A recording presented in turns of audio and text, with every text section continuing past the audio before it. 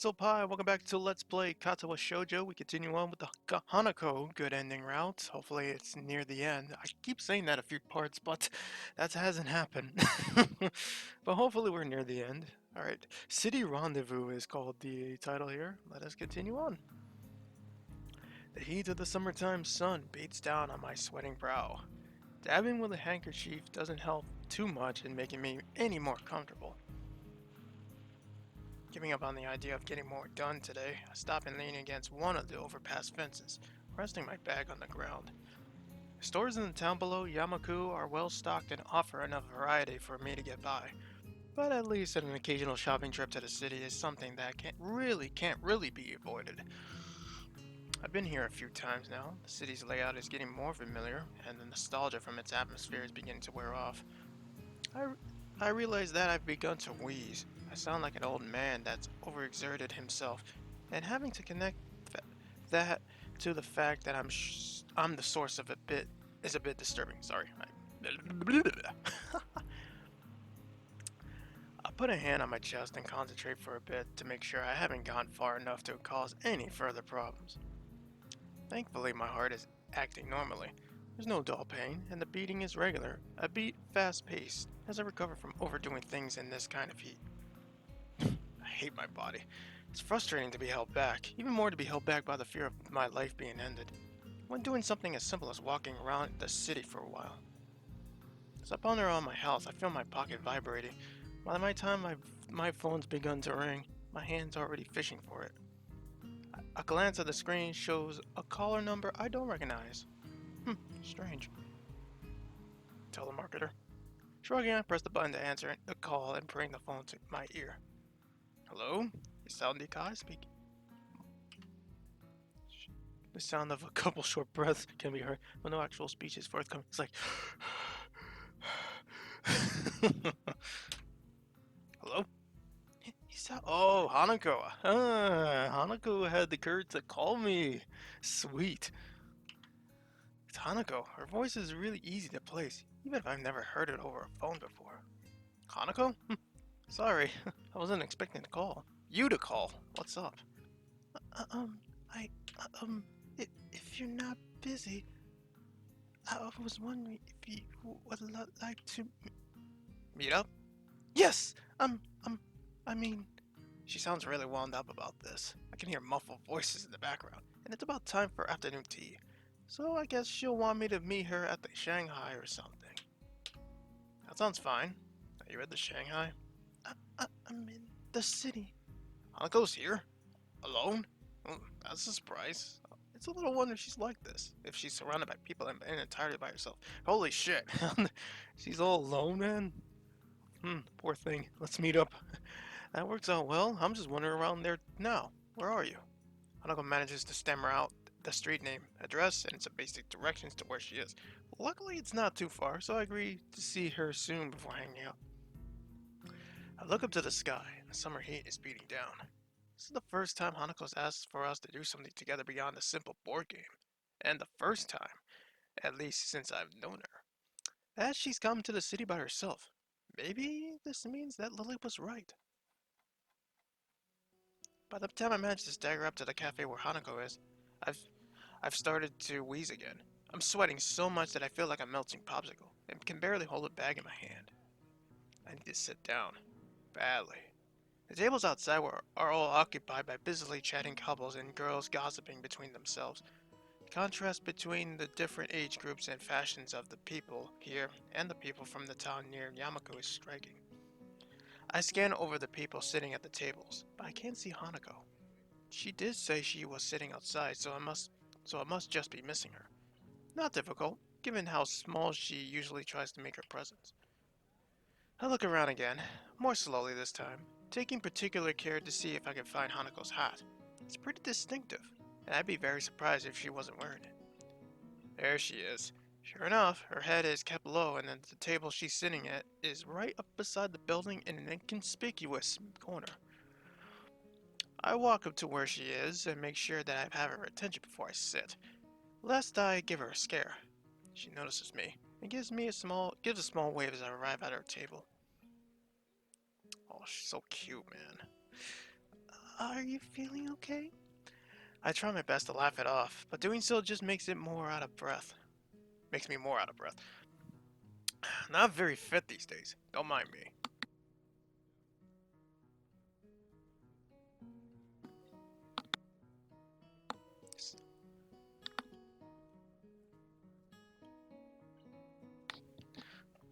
Hanako nods, but still looks a bit put off. Now I can get a good look at her face. Something about her seems a bit different. I'm not sure if my eyes are playing tricks on me, but she looks kind of nice.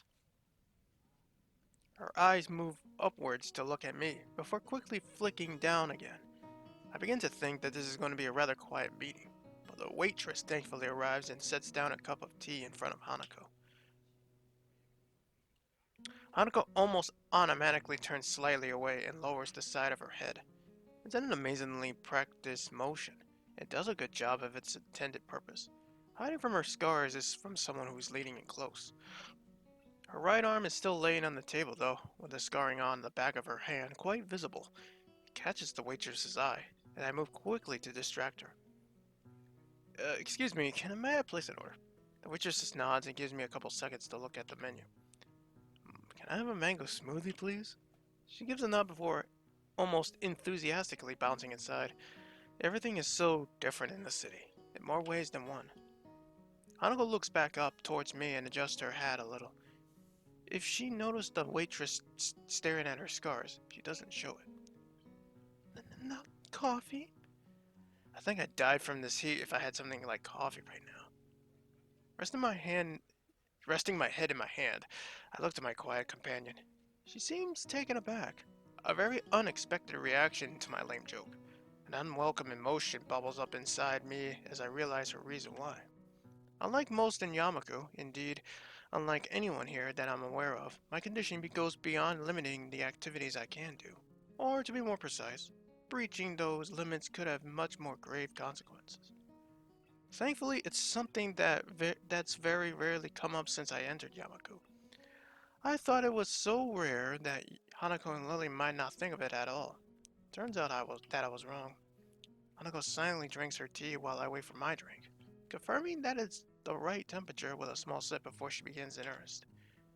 I feel guilty for being the cause of an uncomfortable silence, since in the past I've been kinda hard on Hanako for those. Eventually, the same waitress as before bounces up, handing me my drink. I gather change from my pocket and drop it into her waiting hand, before she goes off to attend to another customer. My eyes linger on her as she walks away. Do you think she looks pretty? Hanako is following my gaze, her eyes taking in the waitress that served us. I can feel my blood slowly going to my cheeks as I rest my smoothie back on the table. Man, what are you doing? Nah, I can't really say that I'm really into that look. She just looked like a she looked a lot like an old friend that I knew before my heart attack. Did you have many friends? I had a few at my previous school, though. I wouldn't say a lot. The four of us just hung around together after school and stuff. Do you still talk to them? I shake my head. No. We gradually lost contact while I was stuck in the hospital. You're not saddened by that? Or angry? Hanako looks generally surprised. I guess it's the right reaction. Well, life did move on for them while I was stuck in the ward. I was pretty sore about it at the time, but now it's just a bunch of nice memories. Besides, once I came to Yamaku, I found new friends as well. That's quite a whitewash of what my feelings were back then. I went through some dark times during my stay at the hospital, and I am really glad that Hanako and Lily were around to help me after I left it. Hanako blushes as we both get down to enjoying our drinks. She seems to have calmed down since I have arrived, and I've started to feel a little better now that I have had the chance to rest a bit. So this is getting to be a nice outing already. Even if she's calmer than before, though, she's still fidgeting a bit. She runs her hand down one of her bangs as I try to think of something to say. That's right. I was going to ask. Hanako tilts her head quizzically. I didn't know you had a mobile phone. How'd you get my number? Probably Lily. Yeah. Lily gave it to me. I should have guessed. You know, you could have just asked. I had given it to you. Want to exchange email addresses? Hanako nods, setting down her drink and fishing out her phone from her pocket as I do the same. It's surprisingly the same model as mine. Pink, though. Nice phone. She looks to me with a curious expression before noticing my phone and giggling. It's one of the very few times I've seen Hanako let her guard down enough to do such a thing. I didn't pick it up myself, though. Oh? It was a present from Lily. I never really needed a phone, and I couldn't afford one. She bought me one for Christmas, though, saying that we could use it to keep in touch.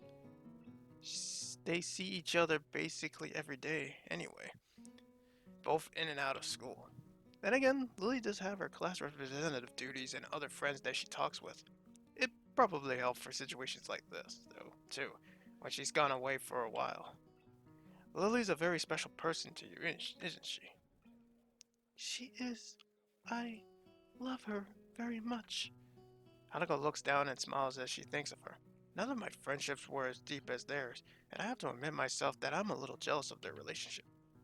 We tell each other our email addresses and thumb them to our respective phones, and I get Hanako's number from earlier and put it into my contacts list. Done. That makes three now. Wait, myself, Lily. Who's the other? Yeah, who's the third? I wonder. Three? Lily, oh, Akira. Forgot about her. Ah, Akira. She's an interesting person, isn't she? She is. She's also really nice, though. Her suit makes her look a bit cool. I'm a little surprised you know each other well. Well, what with their job taking up so much of her time. Hanako looks down a little and takes another sip of her drink.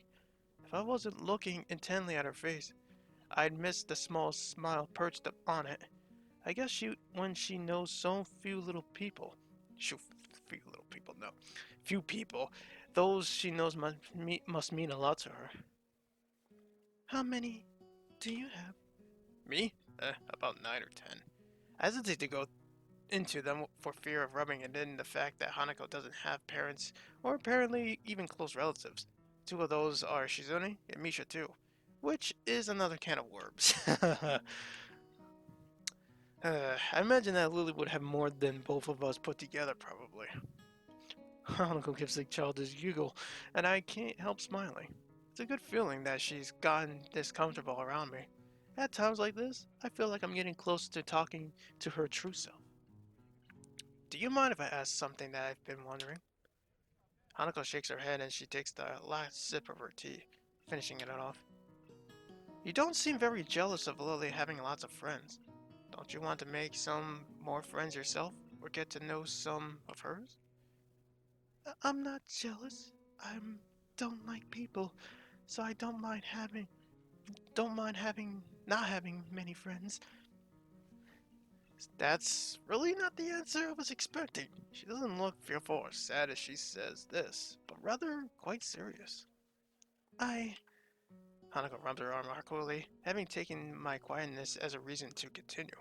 I'm not really sure what I should say, so I end up simply giving her my attention in silence.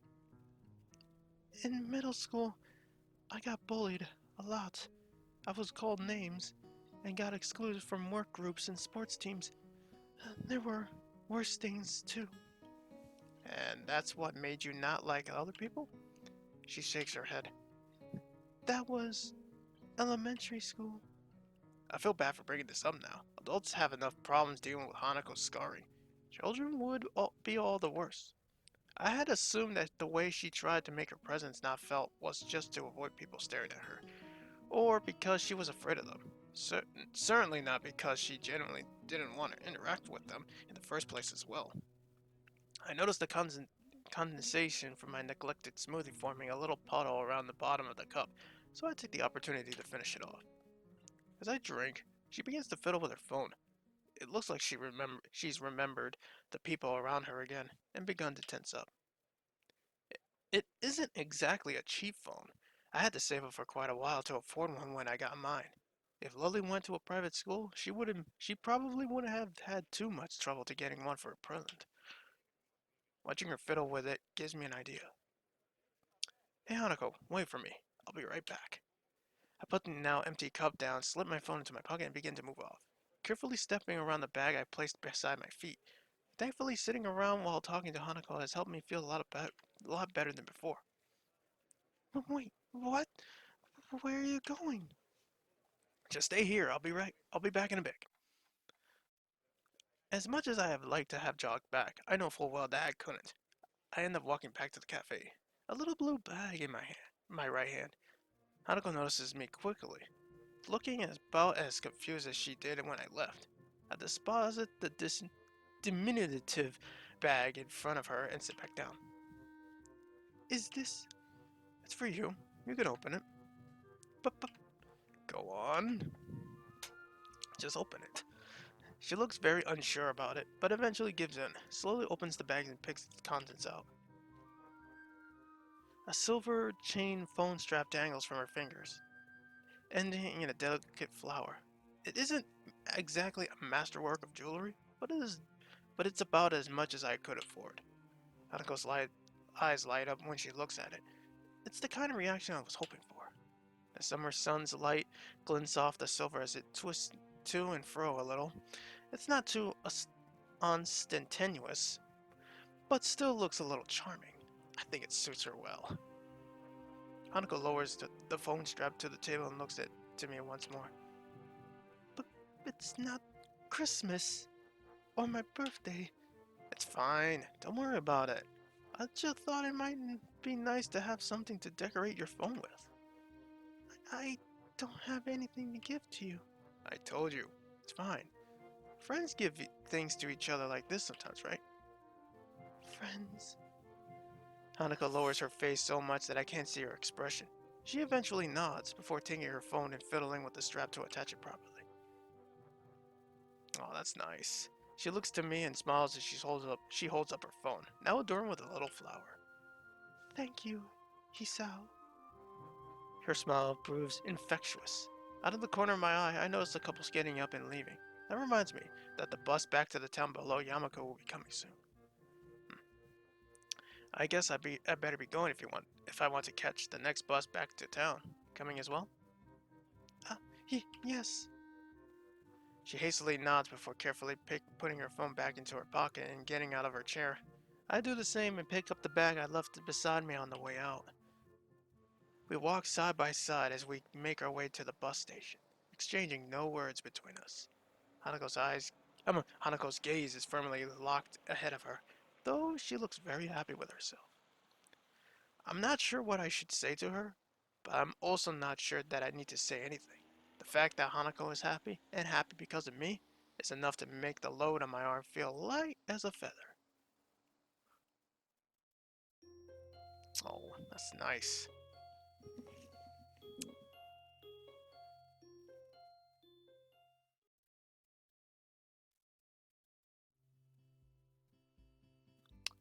As much as I want to continue this, unfortunately, due to time restraints, I have to end this part abruptly.